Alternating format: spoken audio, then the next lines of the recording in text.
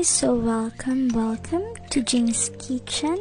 So for today's vlog, gagawa tayo ng pinakamasarap na buko salad. Ito ang ating mga ingredients.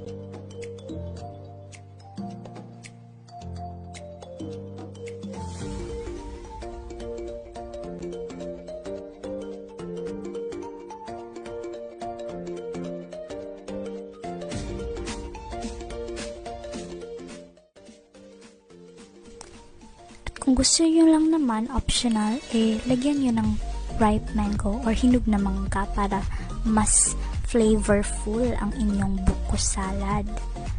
At quality check before ang lahat. Quality check muna natin kung masarap ba talaga tong coconut meat na nabili natin sa palengke.